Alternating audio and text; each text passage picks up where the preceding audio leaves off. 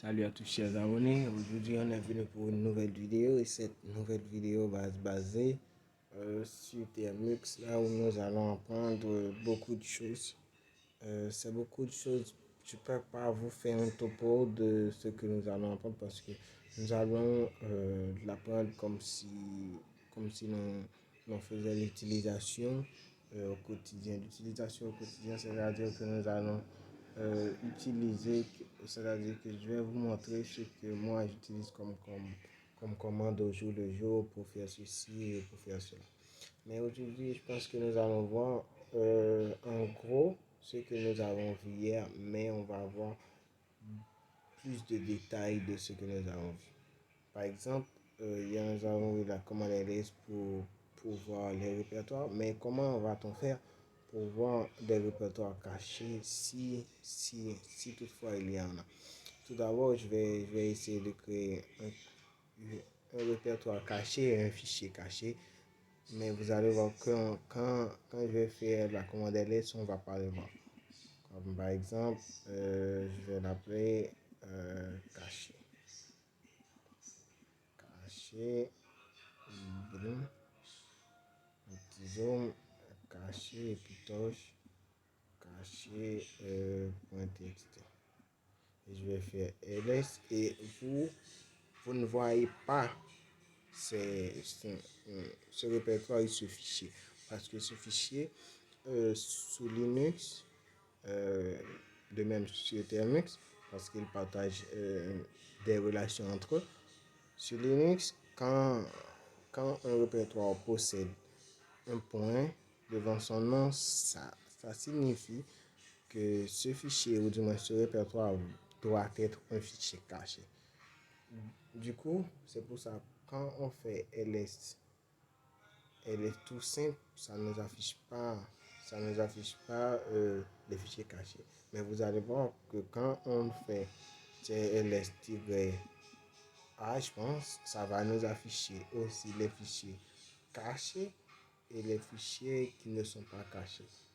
Du coup, vous voyez qu'il y avait beaucoup d'autres fichiers répertoires qui étaient cachés. Mais nous, ce que nous avons fait comme pratique, on a vu ce répertoire-là qui s'appelait caché et aussi le fichier qui s'appelait caché.txt. Et pour voir plus d'informations, c'est-à-dire si on a le droit de créer des répertoires, si ce fichier, combien de taille possède-t-il, et beaucoup d'informations. Quand est-ce que c'est créé, on va, on va appliquer la commande -les et ça va nous donner beaucoup d'informations, beaucoup plus d'informations sur les fichiers répertoires. Comme nous avons vu, ce fichier-là, ce fichier de 50 jours, la dernière fois que je l'ai modifié, c'était le 26. Le 26, ça va dire hier. Hier où je vous ai montré comment créer plusieurs autres répertoires dans ce fichier de 50 jours. Hier, je l'ai dernier modifié. Et ce fichier-là, on dit que ce fichier-là a été dernier modifié le 24 octobre. Le 24 octobre. Mais là, on nous affiche seulement 3 fichiers. Mais pour voir tous les fichiers, on va faire. Faut dire que les commandes sur Terminus quasi presque tout, on peut faire la combinaison de plusieurs options. De plusieurs options, c'est-à-dire quand on fait tirer, on s'attend à ce que l'on passe une option quelconque.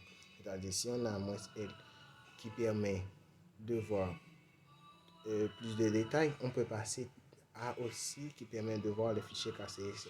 Et ça va nous donner beaucoup plus de détails. Ça va nous montrer du détail sur les fichiers et les répertoires cachés. Et aussi, ça va nous dire quand elles, quand elles, quand elles ont été créées et aussi beaucoup plus d'informations sur combien de taille pèse-t-il, etc.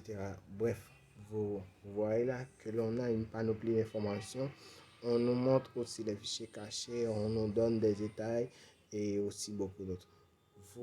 Peut-être vous demandez qu'est-ce que c'est, mais ceci dit, c'est le nom d'os de mon, c'est le nom d'hôte de mon terminal. C'est-à-dire que mon terminal Non, je pense pas que c'est ça. Comment? Ouais, c'est ça la commande. La commande, c'est-à-dire que je suis sous l'utilisateur, uséo, etc. Blablabla. Mais vous, si, si vous faites ce pratique-là sur quelle que soit la distribution Linux Unix, vous verrez que si vous affichez sur quel utilisateur switch, il va vous afficher d'autres choses différentes. Et vous pouvez le faire sur votre mobile, ça peut vous afficher un autre utilisateur différent. Bref, en résumé, en topo, souvent euh, ces- j'utilise au quotidien ces deux options-là, mais il y a beaucoup d'autres options, il y a beaucoup d'autres options. Et sachez que pour voir ce qu'il y a dans un répertoire, on ne doit pas forcément y aller, c'est-à-dire, on ne doit pas forcément passer par la commande CD. Euh, Prenons un exemple plus simple, on va faire ls, on voit qu'il y a un fichier 50 jours. Dans ce fichier 50 jours, hier, je vous ai montré pour y aller dans ce fichier 50 jours, vous devriez faire ce CD 50 jours et puis blablabla. Vous y allez et puis après, vous y allez et puis après, vous faites le listage. Mais forcément, il n'existe pas seulement cette méthode pour voir ce qu'il y a dedans du fichier. Il y a aussi d'autres méthodes. Comme par exemple, on peut faire ls et puis le fichier et puis le répertoire qu'on veut voir avec dedans ce qu'il y a dedans ce répertoire et le lancer et ça va le prendre en compte. Ça va le prendre en compte. Du coup, il y a beaucoup d'autres trucs, d'autres tips. Il y a beaucoup d'autres utilisations qu'on peut faire avec ces commandes. Mais comme je vous l'ai dit, moi, je partage ce que je fais. Ce que je fais au jour le jour. Ces deux commandes-là, je les utilise le plus souvent que les autres.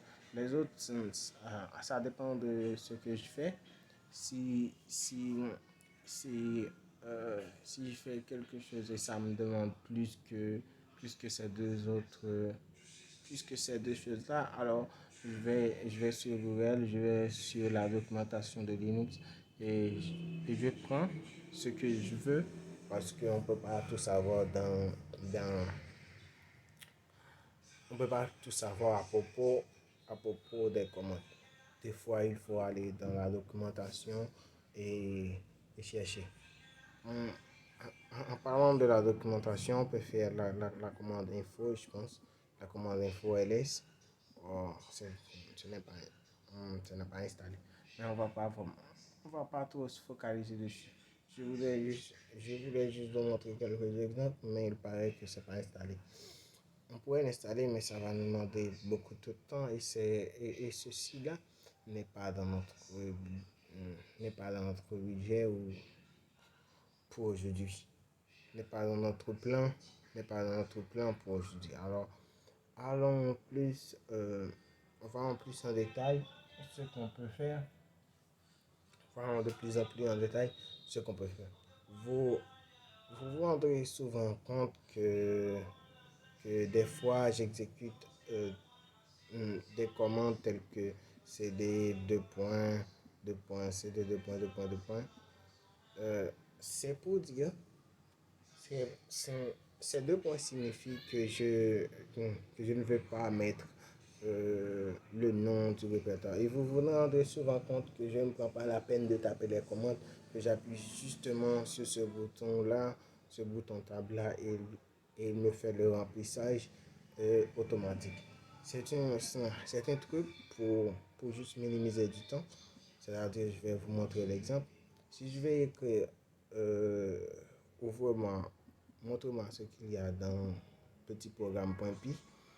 Du coup, je pourrais commencer à écrire 4 et puis écrire petit programme.py. Mais ceci dit, je prends beaucoup de temps pour écrire petit programme.py. Du coup, s'il y a un seul petit programme.py, on peut appuyer sur le bouton Tab et ça va nous faire la compléter. Et ça va nous le compléter automatique. Du coup, c'est un truc pour vous aider. Et puis, on peut voir que c'est un tout petit programme en Python que j'ai écrit ça fait longtemps pour le publier sur le canal. Du coup, revenons à nos moutons qui est la commande cd 2.2.slash. Il y a la cd tiret, il y a aussi cd, cd, c'est très bon. On, on va les voir tous les trois, je pense aujourd'hui. Déjà, on a presque 10 minutes et je ne vais pas vous faire une vidéo de 20 minutes. Alors, après ça, on va s'arrêter et puis on va laisser pour l'autre jour. Rappelez-vous de la commande PWD. Cette commande PWD vous montrait le chemin originel jusqu'à la racine, jusqu'à arriver dans Home. Qu'est-ce que Home? Home, je vous disais que Home, c'est l'espace de travail. C'est cet espace-là où on a nos fichiers représentant tels que 50, 50 days, petit programme.py, storage, etc. Ces fichiers-là et ces dossiers-là, c'est mon Home. C'est mon Home. Du coup, le Home est représenté par ce petit flèche-là. Ce petit flèche. Ce petit signe-là, le Home est représenté par lui. Et c'est pourquoi que si on voit à gauche de l'écran, ou du moins avant le signe dollar, on va voir que ce petit trait-là apparaît. Il nous indique que l'on est dans le répertoire du Home. Mais si on change de répertoire pour aller dans le 50 days, et puis on va voir que ça aussi change. Mais ça nous dit que ça part de là, que ça part du Home et pour entrer dans le 50 days. Mais si on veut retourner jusqu'au Home, on peut faire CD et se tirer là pour aller jusqu'au Home. Et là, on va voir que l'on est dans le Home. Mais on va voir autre exemple dans lequel j'utilise les deux points. Les deux points tels que ces deux points-là signifient que, bon, j'ai trouvé ce que je cherchais dans ce fichier, dans ce dossier 50 days. Maintenant, je veux retourner à l'espace où j'étais. Je veux retourner dans le Home. C'est-à-dire, par exemple, on va voir CDD1, je pense que c'est le dossier dit, CDD1. Alors, si je veux retourner dans, si je veux retourner dans 50 days, 50 jours, si je veux retourner dans le répertoire 50 jours, alors je vais faire CD 2.2. Slash. Et ça va me mener dans 50 days ou 50 jours. Mais si je veux retourner jusqu'au Home, c'est-à-dire cet espace-là signifie un deux points, cet espace-là signifie autre, deux points, et puis en dernier lieu, cet espace-là, c'est le Home. Du coup, je vais obligé de mettre un premier, un second, et puis je vais retourner jusqu'au Home. Et voilà, on est dans le Home. Mais si on fait ce CD là, ce CD là nous dit, va nous ramener à l'espace où l'on était avant, qui était dans D1.